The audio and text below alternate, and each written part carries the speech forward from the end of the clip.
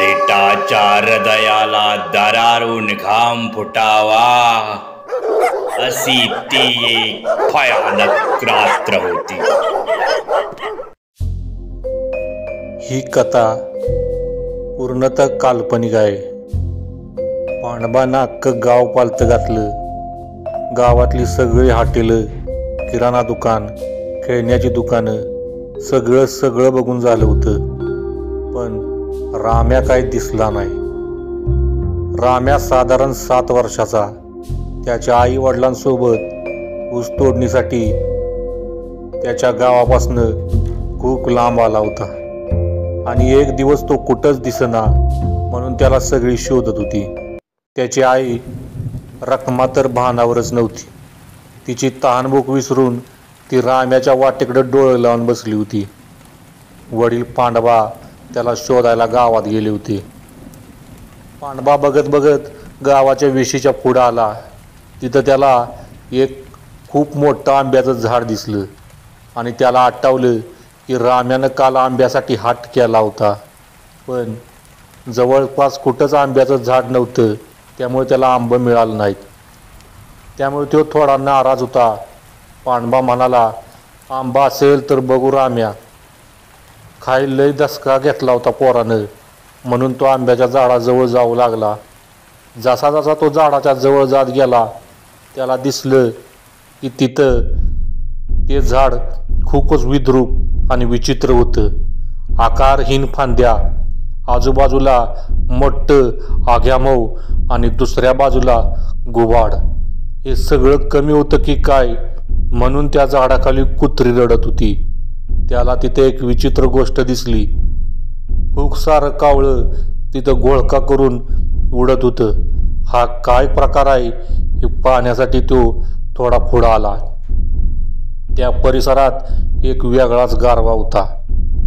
अचानक त्याच्या नाकात एक तीव्र दर्प गेला।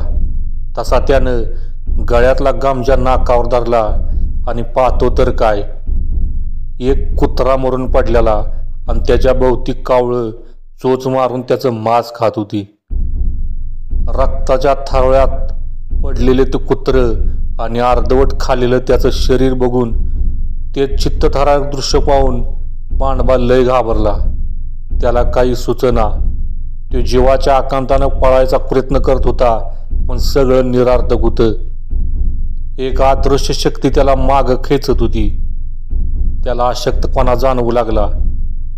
अचानक त्याच्या खांद्यावर त्याला काहीतरी जाणवलं। मागं बघतो तर काय, एक विचित्र हात त्याच्या खांद्यावर होता। तो हातही त्या श्वानाप्रमाणे होता, अर्धवट खाल्लेला।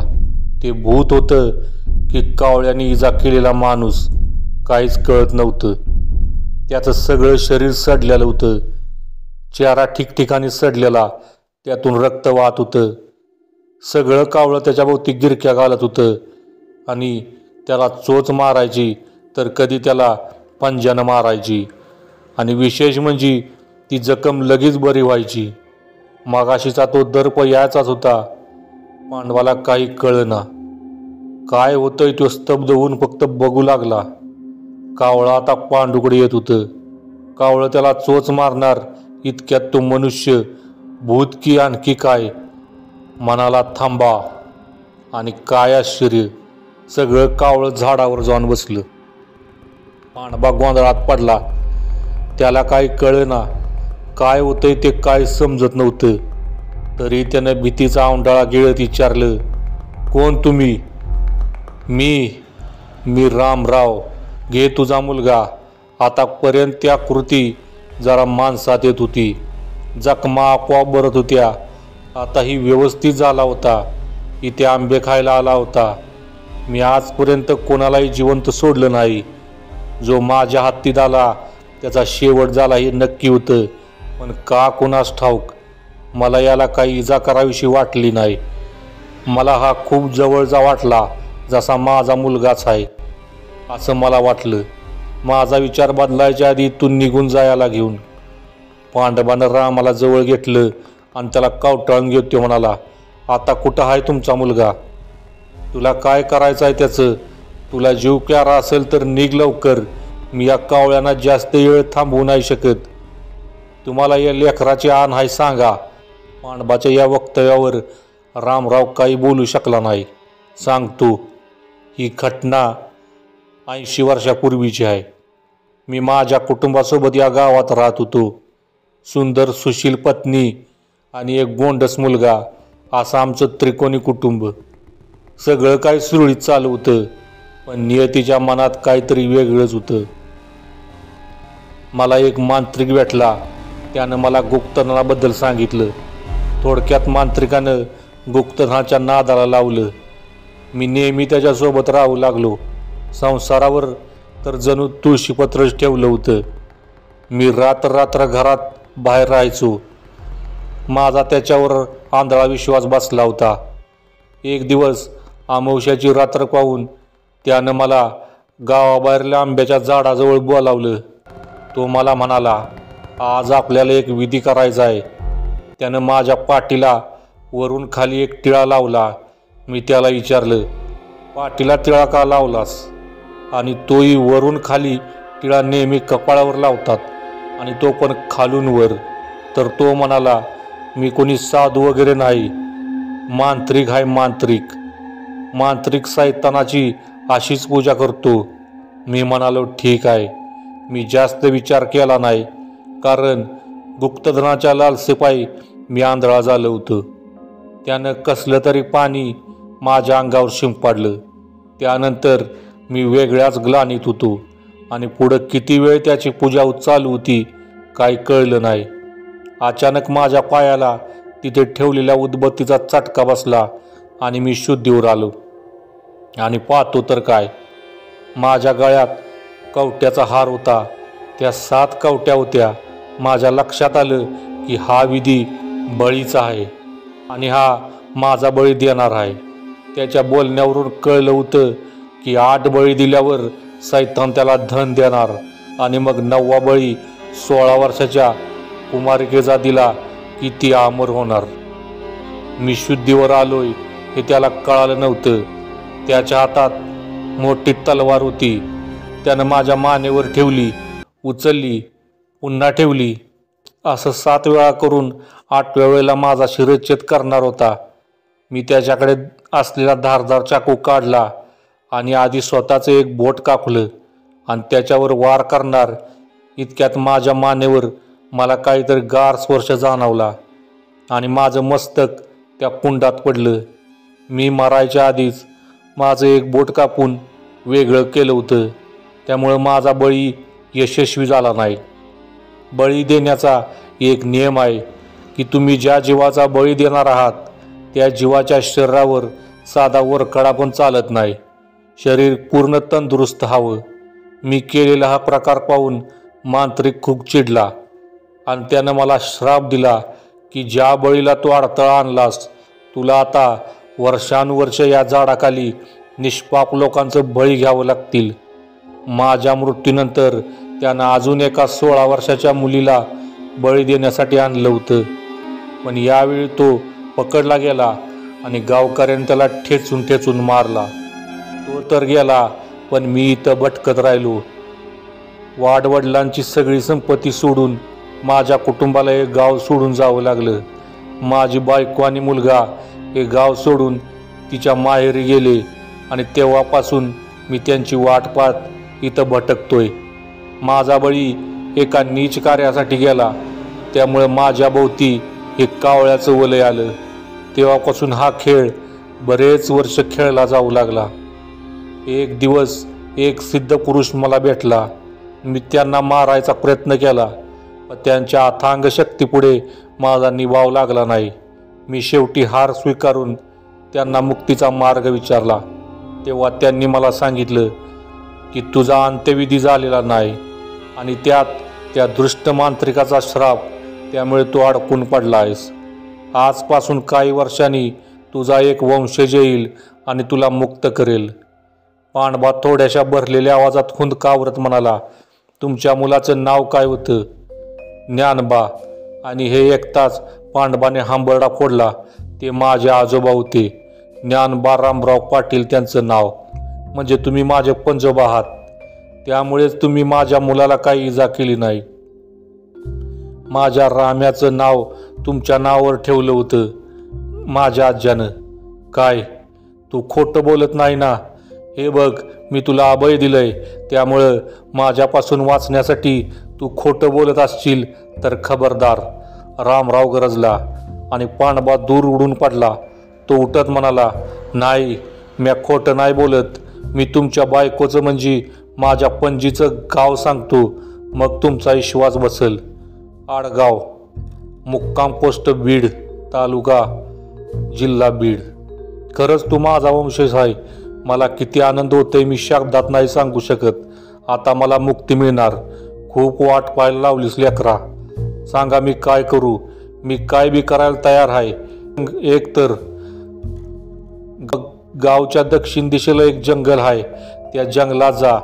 तिथं 3 लिंबाची झाडं एका ओळीत असतील. तिसऱ्या झाडाखाली माझं धड पुरलेलं आहे आणि दुसऱ्या झाडाखाली शिर. ते घेऊन ये आणि एक गोष्ट लक्षात ठेव, काही झालं तरी मागं वळून बघू नकोस. तिथं मांत्रिकानं बंदोबस्त केलेला आहे, त्यामुळं ती जागा खूप धोकादायक आहे. त्या जागेत खूप साऱ्या वाईट शक्तींचा वास आहे, त्यामुळं ती जागा खूप धोकादायक आहे. तुझ्या मुलाला इथंच ठेव, त्याच्यासाठी ती जागा सुरक्षित नाही. जायच्या आधी या आंब्याजवळ खोड खण, तिथं तुला एक दिव्य त्रिशूळ मिळेल. साधू महाराजांनी तो तिथं ठेवला होता, तो तुझ्या काम येईल. जा, तुझं कल्याण होईल. पांडवा खड्डा खाणू लागला. त्याला थोडं खाणल्यावर काहीतरी चमकत होतं. त्यावरची माती काढली. तो त्रिशूळ रात्रीच्या अंधारात पण चमकत होता. त्यामध्ये एक तेज होतं. पांडवानं तो दिव्य त्रिशूळ कपाळी लावला आणि त्याचं दर्शन घेतलं आणि जंगलाकडे निघाला. जंगलात जाण्यासाठी त्याला गाव ओलडून जावं लागणार होतं. त्याला थोडं पुढं गेल्यावर रखमा दिसली. रडून रडून तिचं डोळं लाल झालं होतं. ती त्याला पाहतच पळत त्याच्या जवळ आली आणि ती काही बोलणार त्याआधी पांडवा म्हणाला, राम्या गावाबाहेर आंब्याच्या झाडाजवळ आहे. म्या एक काम करून सकाळ पातोर घरला येईन. एका दमात त्यानं सगळं सांगितलं. अवपर काय बी विचारू नगस, तुला आल्यावर सांगतो समज. तिचं वाक्य तोडत पांडवा म्हणाला आणि तो पुढं निघाला. जंगल खूप घनदाट होतं. अखेर लिंबाच्या झाडाजवळ आला आणि खाण्याला सुरुवात केली.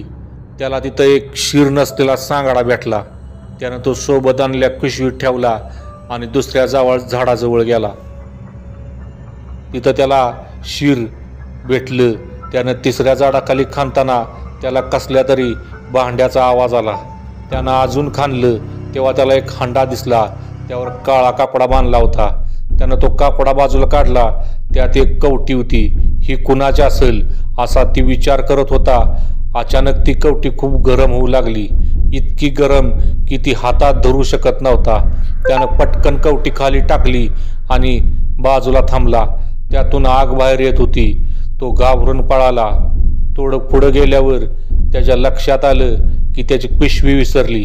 त्यानं हातातला त्रिशूळ घट्ट पकडला आणि परत त्या झाडाकडे धावला, जिथं त्याला एक विचित्र प्राणी दिसला. तो जळत होता. त्याचा चेहरा तर खूप भेसूर होता. एक डोळा बाहेर खोबणीतून लोंबकळत होता तर दुसरा नव्हताच. त्याच्या चेहऱ्याची अर्धी बाजू पूर्ण जळली होती. घाबरून पळू लागला. पांडवा पुढे आणि मागे थोडं पुढे गेल्यावर पांडवा पायात पाय अडकून पडला. तो विचित्र आकार त्याच्याकडे येऊ लागला. पांडवाने त्याच्याकडे त्रिशूळ भिरकावला. त्याच्या छातीमध्ये शिरला. तसा तो हातपाय खोडत जमिनीवर पडला आणि एका मोठ्या भेसूर किंकाळीसोबत क्षणार्धात त्याची राख झाली. पांडवाने तो त्रिशूळ आपल्या सोबत घेतला आणि गावाबाहेर आंब्याच्या झाडाजवळ जाऊ लागला. इथे रखमा राम्याला कुशीत घेऊन बसली होती. आतापर्यंतची सगळी कहाणी तिला रामरावनी सांगितली होती. सगळं कळाल्यापासून रखमाची अस्वत थांबत नव्हती. रात्र सरून दिवस उगवायला आता सुरुवात झाली होती. पांडवा झाडाजवळ आला आणि त्यानं येताना काही लाकडं आणली होती. त्यानं जराही वेळ वाया न घालवता सोबत आणलेला सांगाडा आणि कवटी समोर ठेवली. त्याला अग्नी दिला. रामराव हळूहळू धुसर होत त्यानं जाताना बघितला. त्यांनी सांगितलेले हे त्रिशूळ खूप दैवी आहे, याची व्यवस्थित काळजी घे. हा तुम्हाला कधीही काही कमी पडू देणार नाही. या झाडाच्या खोडामध्ये जी पोकळ जागा आहे तिथे तुमच्यासाठी काही वस्तू ठेवल्या आहेत. मी गेल्यावर त्या काढून घ्या आणि तुमच्यापाशी राहू द्या. त्याचा उपयोग करा. रामराव पंचमहाभूतामध्ये विलीन झाले. पांडवाने झाडाखालच्या खोडामध्ये डोकावून पाहिले तर त्याला एक मध्यम आकाराचा संदूक होता. त्यात बरेच दागिने, रत्ने, सोन्याची नाणी वगैरे होते. त्याने तो संदूक घेऊन घरी नेला. हे तेच गुप्तधन होतं ज्यासाठी रामरावचा बळी गेला होता.